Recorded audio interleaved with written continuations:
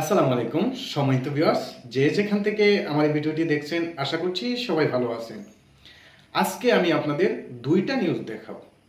প্রথমটি হচ্ছে news channel RTV, দ্বিতীয়টা হচ্ছে আপনার মানব সম্পদ মন্ত্রী আমাদের হাইকোর্ট থেকে যে ঘোষণাটা আছে তারা কি ঘোষণা দিয়েছে। একদিকে বাংলাদেশ প্রতিমন্ত্রীর ঘোষণা, আরেকদিকে মালয়েশিয়ার খোলার সম্ভাবনা। এই মিলিয়ে কিন্তু আমরা পুরাই কনফিউশনে পড়ে যাচ্ছি। আসলে আমরা এখন সঠিক নিউজটাই পাচ্ছি না যে মালয়েশিয়াতে কি হবে বা কি হতে যাচ্ছে। আটকা পড়া কর্মীরা আদৌ কি আসতে পারবে কিনা, বা মালয়েশিয়া যে খোলার সম্ভাবনা আবার দেখা দিচ্ছে ওইটা কি আদৌ সত্য কিনা। তো আমি আপনাদের প্রথমেই দুইটা নিউজ দেখাতে চাই। তো আপনারা RTVর নিউজটা দেখে নেন একটু। শুরুতেই আমাদের জানাতে চাই, আটকে পড়া যে 17,000 কর্মী যাদের ভিসা এবং ব্যাংকর হওয়ার পরও মালয়েশিয়াতে প্রবেশ করতে পারেনি, সেই সকল 17,000 কর্মীকে মালয়েশিয়া প্রবেশের সুযোগ দেওয়া, এছাড়া বন্ধ হওয়া শ্রমবাজারটি পুনরায় চালু করা এবং মালয়েশিয়ার নিয়োগকর্তা যেন বাংলাদেশি রিক্রুটিং এজেন্সি নিজেরাই নির্বাচিত করতে পারেন, অর্থাৎ নিজেরাই তাদের পছন্দ মতো কর্মী নিয়োগ করতে পারেন। তো এখানে যে বিষয়টা বলছে আমি পরে বিস্তারিত বলছি। আমরা আরেকটা নিউজ দেখে নিই প্রতিমন্ত্রীর, যে ওনার বক্তব্য কি। প্রমাণস্বরূপ প্রমাণ যাদের থাকবে, যে যত টাকা দিয়েছে তাদের টাকা রিটার্ন দিবে, তারা এগ্রি করেছে। 15 দিনের ভিতরে যদি আপনারা না দেন তাহলে আপনাদের ব্যাপারে, আপনাদের যে দিতে পারবে না তাদের ব্যাপারে আমরা আইনানুগ ব্যবস্থা গ্রহণ করব, কাউকে ছাড় দেওয়া হবে না। তো এখানে আমরা দুইটা মিলেই কিন্তু একদমই শেষ।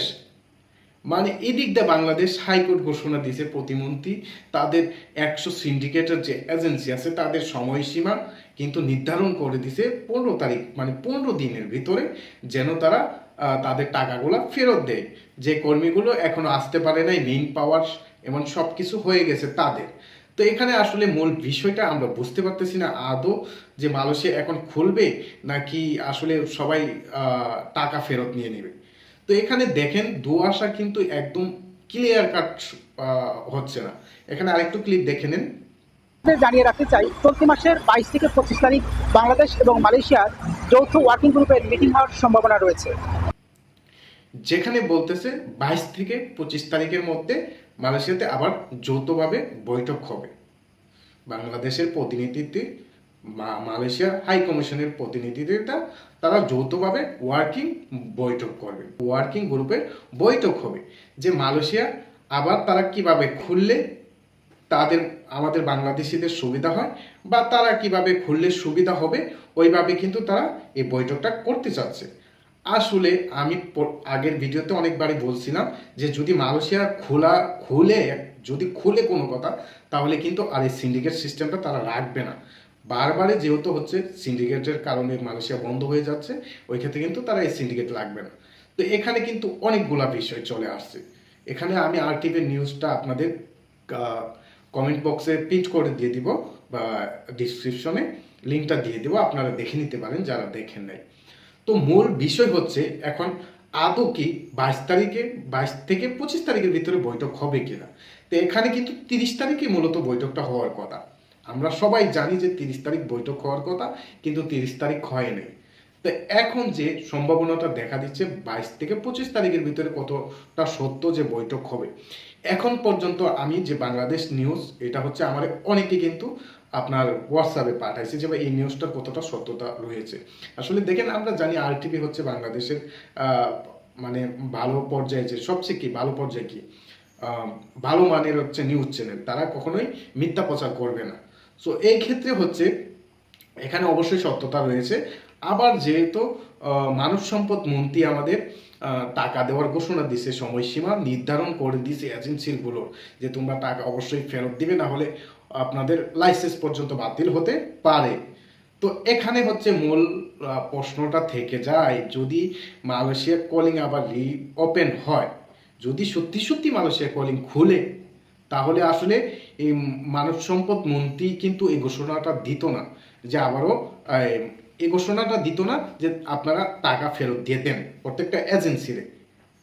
তো এখানে ভাই আমার জানা মতে বা আমার রিসার্চ অনুযায়ী আমি এখনো সঠিক তথ্যটা পাচ্ছি না যে 22 থেকে 25 তারিখ আদৌ কি আবারও যৌথভাবে মিটিং হবে কিনা। তবে মিটিং যদি হয় এটা আশা করা যায় মালয়েশিয়া খুলতে পারে, অথবা যারা আটকা আছে তাদের ব্যাপারে অবশ্যই আলোচনা হবে। এটা 100% বলা যায় যদি মিটিং হয়, যেহেতু বাংলাদেশের প্রতিনিধি পুত্রজায়ে আসছে, তারা সাক্ষাৎ করছে, মিটিং হবে, তাহলে হচ্ছে কি এখানে হতে পারে, সম্ভাবনা আছে 80%। যদিও অন্য কোনো নিউজ আমি এখন পর্যন্ত পাইনি মালয়েশিয়ার কোনো পত্রিকায় বা মালয়েশিয়ার কোনো নিউজে।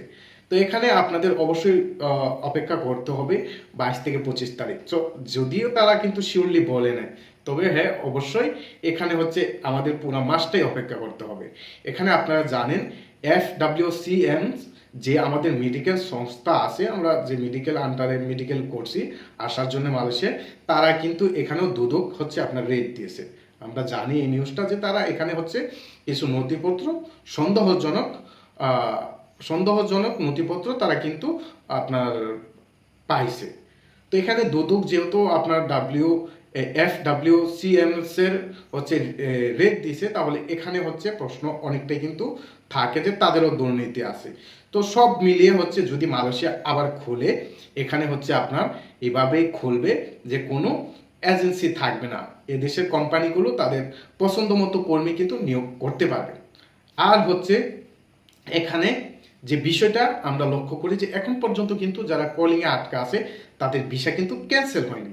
তো যেহেতু ক্যান্সেল হয়নি, এখানেও একটু আশা করা যায়। আবার হচ্ছে কি মানব সম্পদ মন্ত্রীর কথা শুনে কি আমরা একদমই আশা করতে পারি না, যদি উনি ওইরকম ঘোষণা দিত বা ওইরকম আশ্বাস দিত যে আমরা মালয়েশিয়ার কূটনীতিবিদদের সাথে কথা বলতেছি, বৈঠক করতেছি, আমরা এটা খোলার চেষ্টা করতেছি বা এটা খোলার সম্ভাবনা আছে, ওইরকম ডিরেক্টলি যদি কোনো নিউজ থাকতো তাহলে হচ্ছে আমরা এটা ভরসা করতে পারতাম, এটা 100%। কিন্তু আমরা তো কোনো জায়গা থেকে কারো মুখ থেকে শুনতে পারতেছি না, আমরা সবগুলো নিউজ চ্যানেলে কিন্তু শুনতে পাই কম বেশি। যাই হোক, কিন্তু যেগুলো হচ্ছে অরিজিনাল ঘটে এগুলো হচ্ছে হয় কোনো দেশের প্রতিমন্ত্রী তারা প্রকাশ করে, না হয় হচ্ছে মালয়েশিয়ার যে হাই কমিশনার আছে তারা প্রকাশ করে, অথবা হচ্ছে কোনো মন্ত্রণালয় থেকে হচ্ছে আপনার ঘোষণাগুলো আমরা শুনতে পাই। যতক্ষণ পর্যন্ত কিনা আমরা এই ঘোষণা তাদের মুখ থেকে শুনতে পারবো, ততক্ষণ পর্যন্ত কিন্তু আমরা নিশ্চিত না যে মালয়েশিয়া আদৌ ওপেন হবে কি না। তবে এটাই দুয়াশা, কিন্তু এখনো মানে শেষ হচ্ছে না, আমরা এখনো সঠিক নিউজটা পাচ্ছি না যে আদৌ কি মালয়েশিয়া খুলবে কি না। তো আপনাদের অবশ্যই এই মাস ফুল অপেক্ষা করতে হবে। 22 থেকে 25 তারিখ এটা সম্ভাব্য ডেট, তারা কিন্তু কনফার্ম ডেট বলে নাই। তবে এটা কনফার্ম ডেট বলা যাবে যখন কোনো মন্ত্রী, প্রতিমন্ত্রী বা যদি বাইরা সভাপতি বলে, অথবা দেন মালয়েশিয়া থেকে মালয়েশিয়া হাই কমিশন বলে। আমরা হচ্ছে বিভ্রান্ত না হয়ে অবশ্যই ধৈর্য ধরে দেখি যে আসলে মালয়েশিয়াটা কি হয়। যেহেতু দুয়াশা যাচ্ছে না, আবারও যদি কলিং খোলে তাহলে আমরা মনে করি ভালো হবে, আটকা পড়া লোকেরা আসতে পারবে। আবার নতুন করে যে সেক্টরগুলো আছে, ওই অবশ্যই এখন সব সেক্টরে লোক ফুল হয়ে গেছে, তারপরেও কিন্তু অনেকগুলো সেক্টর আছে যেখানে লোক নেয় না, বা কিছু কিছু কোম্পানি আছে তাদের লোক ছাড়া কিন্তু কোনো লোক নেয় না, কোনো কোম্পানির লোক নেয় না। তাহলে যদি খুলে হবে কি আমাদের জন্যই হয়তো একটু ভালো হবে। ইনশাল্লাহ আমরা দোয়া করি বা আমরা চাই সবাই যেন মালয়েশিয়াতে যারা আটকে আছে তারা যেন মালয়েশিয়াতে আসতে পারে, বাংলাদেশে যারা আটকে আছে।